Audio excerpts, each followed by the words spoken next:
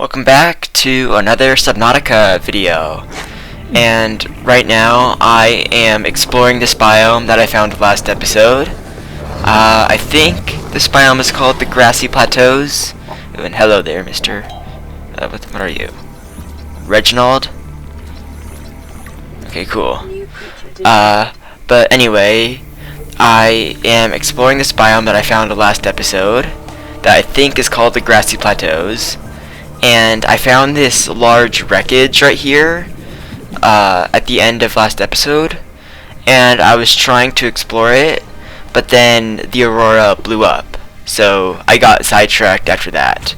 But now I am going to explore the wreckage and see if there's any useful blueprints here, which usually there are useful blueprints at wrecks, and this is actually a really large wreckage, so it should have some blueprints, and I was right about the useful blueprints.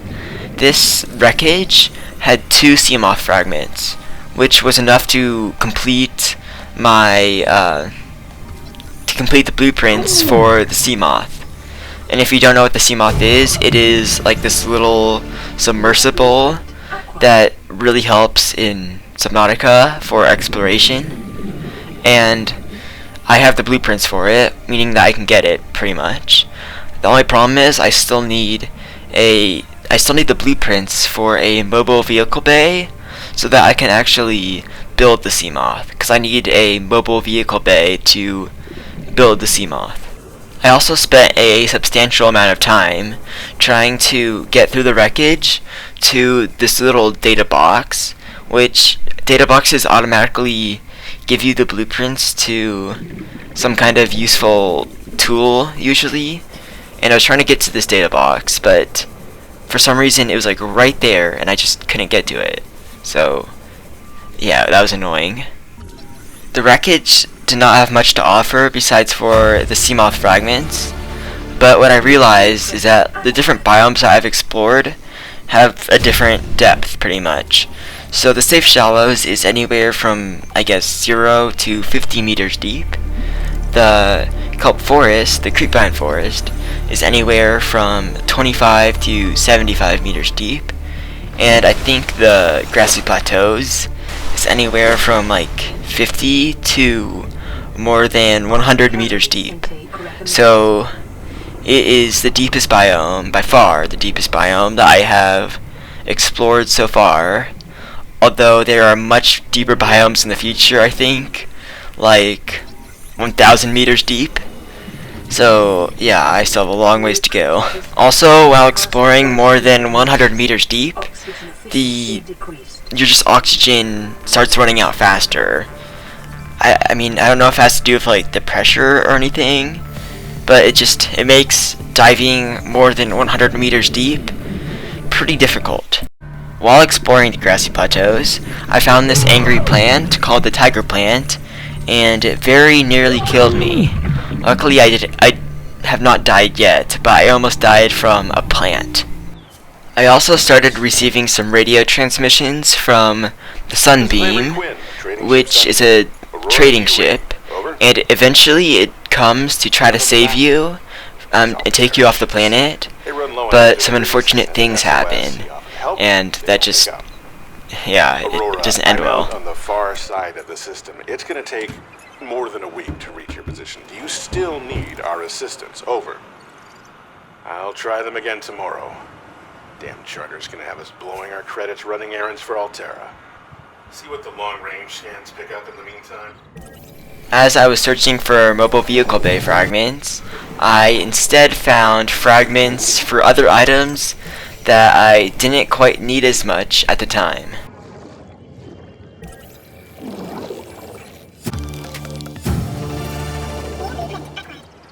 I also decided to get myself a radiation suit so that I could be immune to the radiation around the aurora, but it required fiber mesh, which can be crafted from creepvine samples.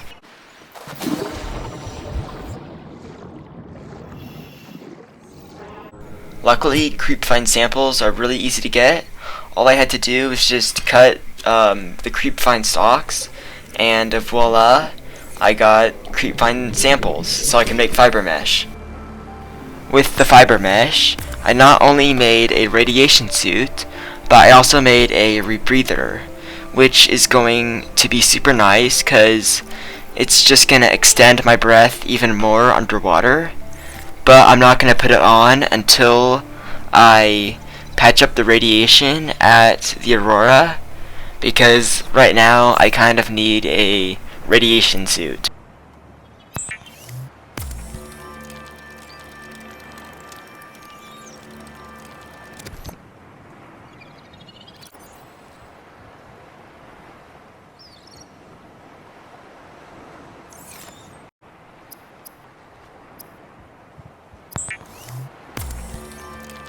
Consider disguising the flavor of unsavourites with salt or locally sourced herbs and spices. As Sunbeam's rescue plans were advancing, he sent me more radio transmissions about his progress on the rescue. Debris field at your location. I didn't know how bad, how many of you. I didn't know. We're now en route to your location. We're gonna bring you home. Sunbeam out. What else can I say? The only time I parked a rig this big on a rock that small was in VR. And I blew it. It's a bad option, alright, but so are all the others. After I got the radio transmission, I finally got my first mobile vehicle bay fragment. Now I only need 2 more.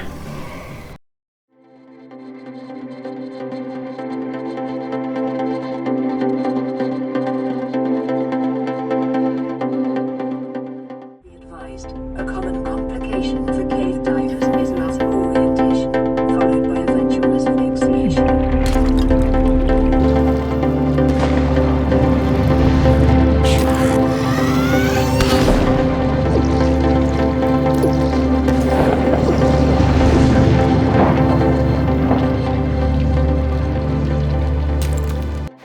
After I got some resources from the hydrothermal vent, I decided to make myself a compass to help with navigation.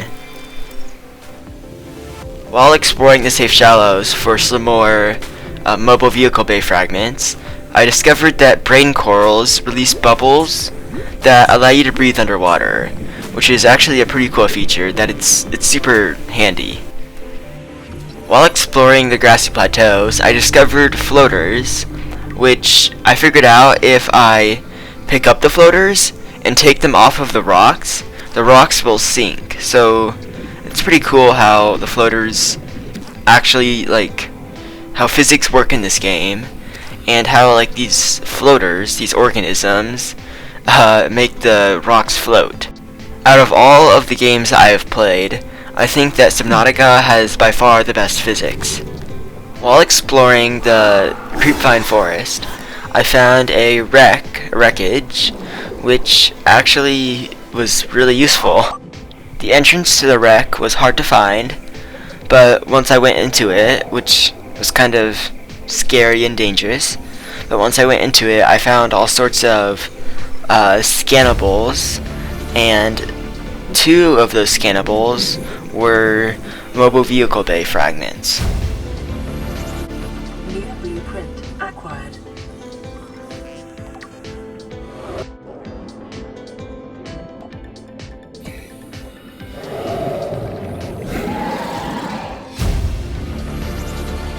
Integrating new PDA data.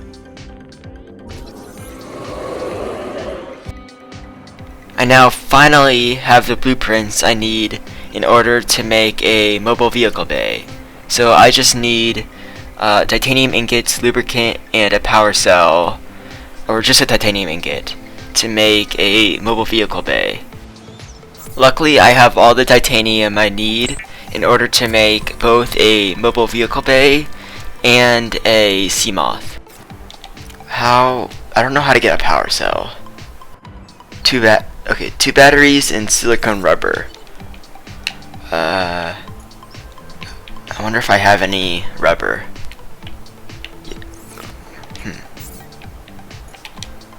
Yeah, I don't think I have any rubber. So I'm going to have to get some more creepvine seed clusters. Hello, mister.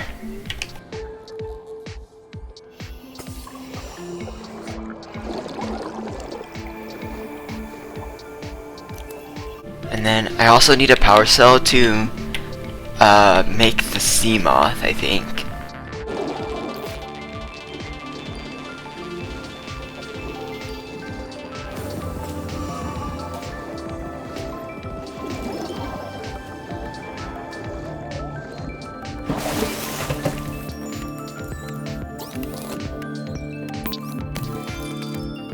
I also need 2 glass to make the Seamoth, but luckily I have plenty of quartz, so that's not really a problem at all.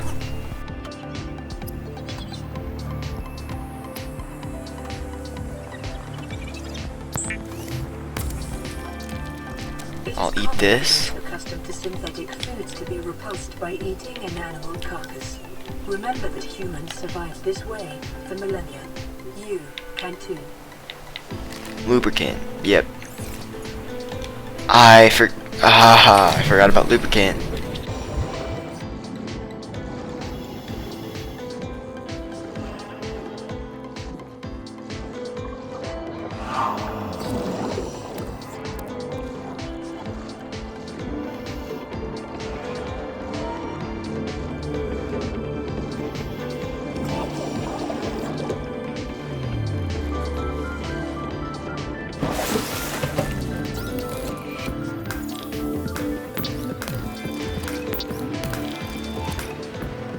I also think that I need 8 acid mushrooms so that I can make two power cells. I just need the mushrooms.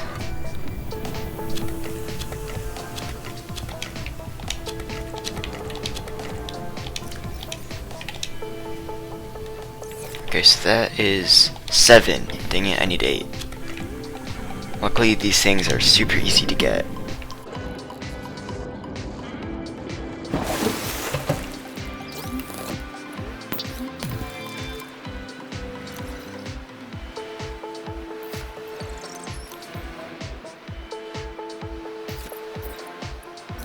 Luckily I have a lot of copper, so that really didn't matter too much.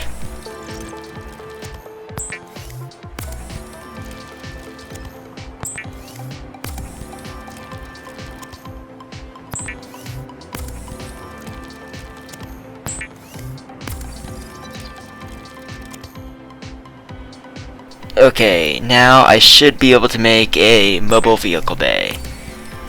This is taking a long time to make. It looks kind of like a boombox right now, doesn't it?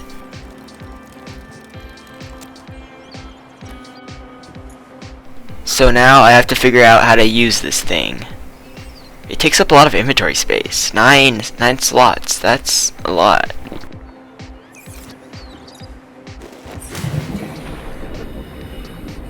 So it says just to release vehicle bay. I don't know how to do that really. Oh, there we go. And now I should be able to make a Seamoth.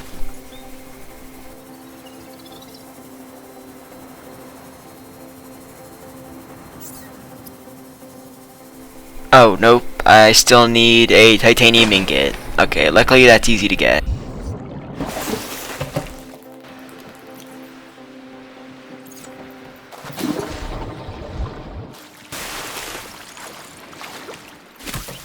Okay, now I should be able to make a Seamoth. Yep, okay, cool. I like, oh my god, it's kind of satisfying just to watch it be built like this.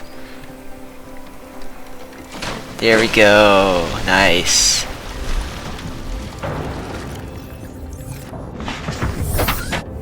Let's take this thing for a quick test drive. My god, this is faster than swimming, and I feel so much safer in this. I just have to catch this little bladderfish right here. Come on, yes. Okay. Just bladderfish are used for water, and I kind of need water, so I need bladderfish. But oh my god, this thing is so nice. I don't have to worry about going up to surface, And this thing provides a pretty substantial amount of light. And I just got a radio transmission. I bet that is from Sunbeam.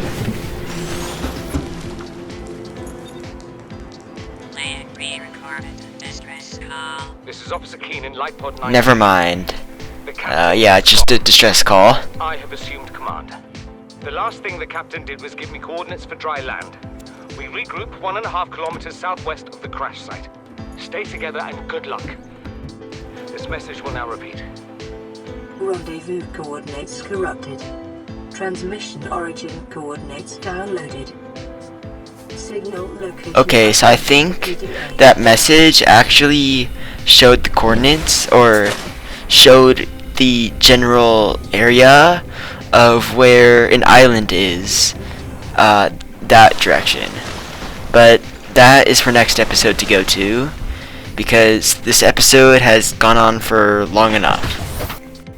Wait, hold up. Sunbeam radio messaged me again, and it seems as if his rescue plan is coming along.